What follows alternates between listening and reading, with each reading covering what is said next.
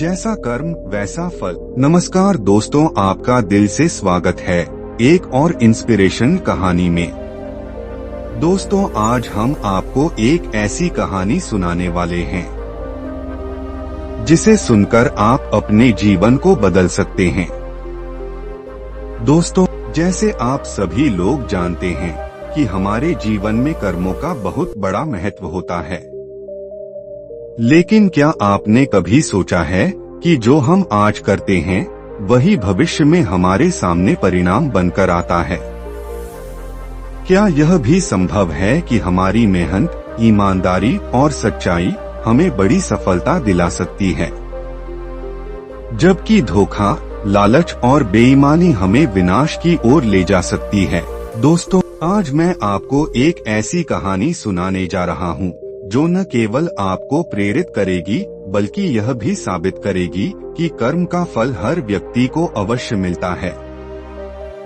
यह कहानी है एक ईमानदार किसान और एक लालची व्यापारी की, जिनके कर्मों ने उनके जीवन की दिशा तय कर दी। तो आइए इस प्रेरणादायक कहानी को विस्तार से बताते हैं। दोस्तों, बहुत समय पहले की बात है जब एक समृद्ध और विशाल राज्य पर राजा वीरसेन का शासन था। राजा वीरसेन अपनी बुद्धिमानी, न्यायप्रियता और दयालु स्वभाव के लिए पूरे राज्य में प्रसिद्ध थे। वे हमेशा इस प्रयास में रहते थे कि उनका राज्य सुव्यवस्थित, शांतिपूर्ण और खुशहाल बना रहे। वे न केवल जनता की समस्याओं को ध्यान से सुनते थे बल्कि उनके समाधान के लिए भी तत्पर रहते थे। राजा का मानना था कि जो व्यक्ति सच्चाई, ईमानदारी और परिश्रम से जीवन व्यतीत करता है, उसे उसका उचित फल अवश्य मिलना चाहिए। इसी कारण वे हमेशा अच्छे कर्म करने वालों को सम्मानित और पुरस्कृत करते थे, ताकि राज्य में नैतिकता और सत्यता की भावना बनी रहे। दोस्तों, इसी राज्य में एक गरीब किसान रामू रहता था। वह अत्यंत मेहनती और ईमानदार व्यक्ति था। भले ही उसकी आर्थिक स्थिति अत्यंत दयनीय थी, लेकिन उसने कभी भी गलत रास्ते पर चलने का विचार तक नहीं किया। वह सूरज निकलने से पहले अपने खेतों में काम करने चला जाता और देर रात तक खेतों में मेहनत करता।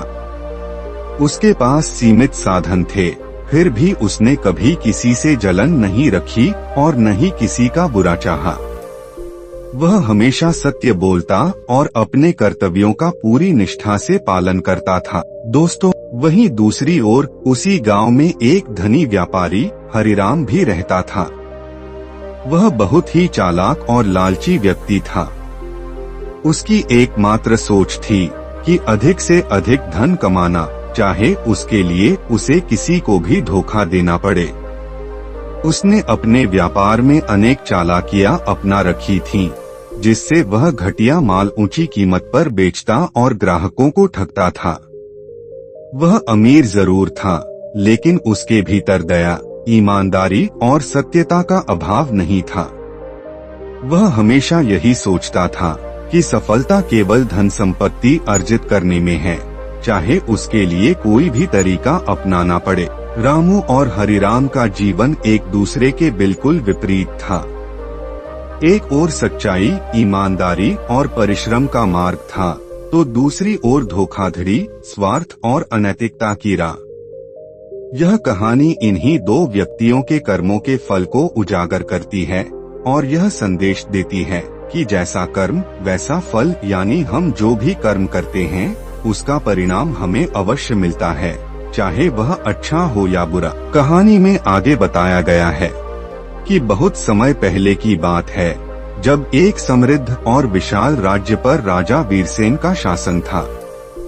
राजा वीरसेन अपनी बुद्धिमानी, न्यायप्रियता और दयालु स्वभाव के लिए पूरे राज्य में प्रसिद्ध थे। वे हमेशा इस प्रयास में रहते थे कि उनका राज्य सुव्यवस्थित, शांतिपूर्ण और खुशहाल बना रहे। वे न केवल जनता की समस्याओं को ध्यान से सुनते थे बल्कि उनके समाधान के लिए भी तत्पर रहते थे। राजा का मानना था कि जो व्यक्ति सच्चाई, ईमानदारी और परिश्रम से जीवन व्यतीत करता है, उसे उसका उचित फल अवश्य मिलना चाहिए। इसी कारण वे हमेशा अच्छे कर्म करने वालों को सम्मानित और पुरस्कृत करते थे, ताकि राज्य में नैतिकता और सत्यता की भावना बनी रहे। दोस्तों, राजा के राज्य में एक गरीब किसान रामू रहता था। वह अत्यंत मेहनती और ईमानदार व्यक्ति था। भले ही उसकी आर्थिक स्थिति अत्यंत दयनीय थी, लेकिन उसने कभी भी गलत रास्ते पर चलने का विचार तक नहीं किया। वह सूरज निकलने से पहले अपने खेतों में काम करने चला जाता और देर रात तक खेतों में मेहनत करता। उसके पास सीमित साधन थे, फिर भी उसने कभी किसी से जलन नहीं रखी और न ही किसी का बुरा चाहा। वह हमेशा सत्य बोलता और अपने कर्तव्यों का पूरी निष्ठा से पालन करता था। रामू की पत्नी सुमित्रा भी उसी की तरह मेहनती और समझदार थी। वह घर के छोटे मोटे कामों के अलावा पशुओं की देखभाल भी करती थी। दोनों पति पत्नी अपनी छोटी सी झोपड़ी में संतुष्टि के साथ जीवन व्यतीत कर रहे थे। रामू का मानना था कि मेहनत और ईमानदारी ही सबसे बड़ा धन है। वह हमेशा अपने बच्चों को भी यही सिखाता था कि कभी किसी का हक मत मारो और सच्चाई के मार्ग पर चलो। दोस्तों, वहीं दूसरी ओर उसी गांव में एक धनी व्यापारी हरिराम भी रहता था। वह बहुत ही चालाक और लालची व्यक्ति था। उसकी एकमात्र सोच थी अधिक से अधिक धन कमाना, चाहे उसके लिए उसे किसी को भी धोखा देना पड़े। उसने अपने व्यापार में अनेक चालाकियां अपना रखी थीं, जिससे वह घटिया माल ऊंची कीमत पर बेचता और ग्राहकों को ठगता था।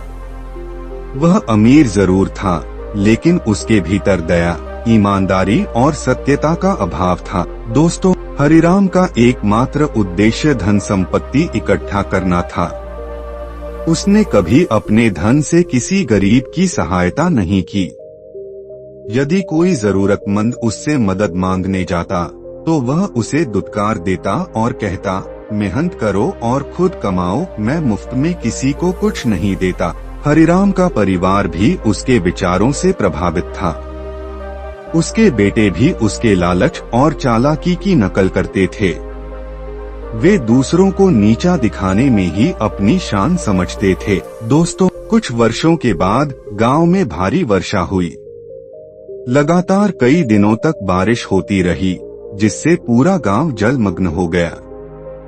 गांव के कई घर नष्ट हो गए। खेतों में खड़ी फसलें बर्बाद हो गईं। गांव के गरीब लोगों के लिए यह समय अत्यंत कठिन हो गया था। दोस्तों, रामू का घर भी इस बाढ़ में बह गया। उसके पास रहने के लिए कोई स्थान नहीं बचा था, लेकिन उसने हिम्मत नहीं हारी। उसने अपने परिवार को सुरक्षित स्थान पर पहुंचाया और फिर से मेहनत करने का निश्चय किया। वह जानता था कि मेहनत और सच्चाई कभी व्यर्थ नहीं जाती। उसने अपने खेतों को फिर से तैयार किया और अपनी पुरानी झोपड़ी की जगह एक नया घर बनाने में जुट गया। दूसरी ओर हरिराम, जो हमेशा अपने धन पर घमंड करता था, बाढ़ के कारण बहुत परेशान हो गया। उसके गोदाम में रखा सारा सामान नष्ट हो गया। उसकी दुकान बह गई। उसने जो धन संचित किया था, वह सब पानी में बह गया। अब वह कंगाल हो चुका था। हरिराम ने सोचा कि शायद राजा वीरसेन उसकी मदद करेंगे, लेकिन जब वह राजा के पास पहुंचा, तो राजा ने उससे कहा, हरिराम, जब तुम्हारे पास धन था, तब तुमने किसी की मदद नहीं की। तुमने अपने कर्मों से जो बीज बोया था, आज उसका फल तुम्हें मिल रहा है। दोस्तों, राजा वीरसेन को इस घटना के बारे में पता चला। उन्होंने सोचा कि वह दोनों को परखेंगे कि कौन सच्चा और अच्छा इंसान है। राजा ने दोनों को अपने दरबार में बुलाया। राजा ने रामू से पूछा, रामू, तुमने अपनी गरीबी में भी कभी किसी को धोखा क्यों नहीं दिया? रामू ने विनम्रता से उत्तर दिया, महाराज, मेरे माता पिता ने मुझे सिखाया था कि कर्म ही सबसे बड़ा धन है। ईमानदारी और मेहनत से ही सच्चा सुख मिलता है। धन तो आता जाता रहता है, लेकिन सच्चे इंसान को उसका कर्म हमेशा आगे बढ़ाता है। राजा ने फिर हरिराम से पूछा, तुम्हारे पास इतना धन था, फिर भी तुमने दूसरों को धोखा देना क्यों जारी रखा? हरिराम सिर झुकाकर बोला, महाराज, मैं लालच में अंधा हो गया था। मुझे लगा कि धन ही सब कुछ है, लेकिन जब बाढ़ आई तो सारा धन बह गया। अब मुझे समझ आया कि गलत तरीके से कमाया हुआ धन टिकता नहीं। दोस्तों, राजा ने निर्णय लिया कि रामू को सम्मानित किया जाएगा और उसे खेती के लिए नई जमीन दी जाएगी। उसे एक नई झोपड़ी बनाने के लिए सहायता भी दी गई। उसकी मेहनत और ईमानदारी का इनाम उसे मिला। दूसरी ओर हरिराम को अपने गलत कर्मों की सजा के रूप में कुछ समय तक गांव की सेवा करने का आदेश दिया गया, ताकि वह अपने कर्म सुधार सके। दोस्तों, इस कहानी से हमें यह सीख मिलती है कि जैसा कर्म वैसा फल। अच्छे कर्म करने से अंततः अच्छा ही परिणाम मिलता है और बुरे कर्मों का फल भी बुरा ही होता है। धन या सफलता से ज्यादा महत्वपूर्ण यह है कि हम उसे कैसे अर्जित करते हैं। ईमानदारी और परिश्रम का फल देर से ही सही, लेकिन अवश्य मिलता है। वहीं बेईमानी और लालच का परिणाम अंततः बुरा ही होता है। इसलिए हमें हमेशा अपने कर्मों पर ध्यान देना चाहिए, क्योंकि जो हम आज बोते हैं वही भविष्य में काटते हैं।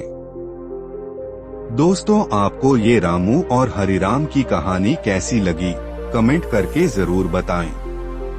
और ऐसी ज्ञान से भरी प्रेरणादायक कहानी जानने के लिए हमारे चैनल बुद्ध ज्ञान को सब्सक्राइब जरूर करें। नमो बुद्धाय नमः।